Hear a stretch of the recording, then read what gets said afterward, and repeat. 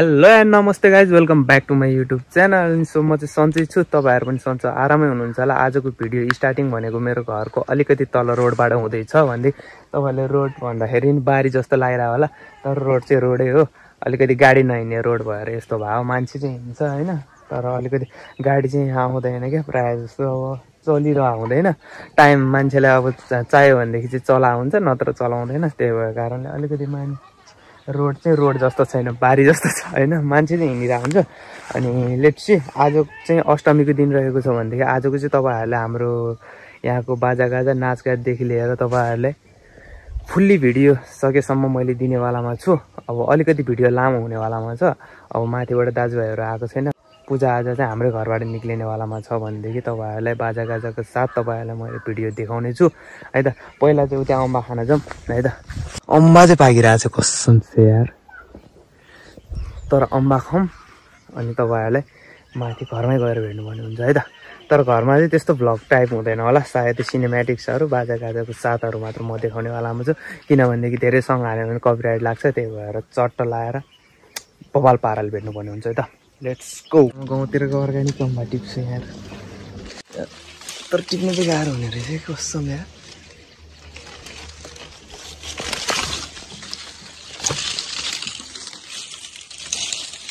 सट्टै अम्बा चाहिँ यस्तै हो।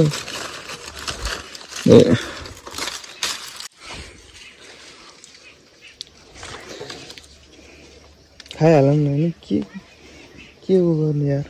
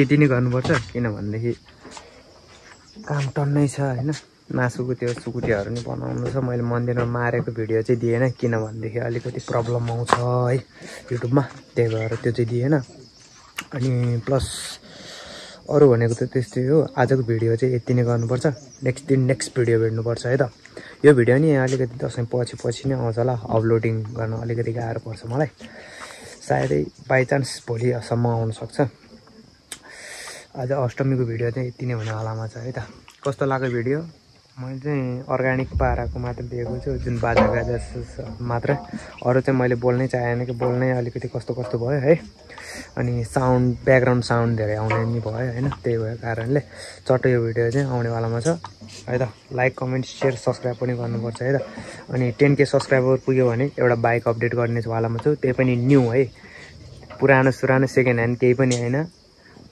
कति लाग्छ भनेदेखि 4 लाखसम्मको बाइक एउटा न्यू अपडेट गर्छु जुन 10K सब्सक्राइबर पुऱ्याउनको लागि तपाईँहरूको साथ अनि सपोर्ट चाहिएको हुन्छ है त खतरा भ्यूहरू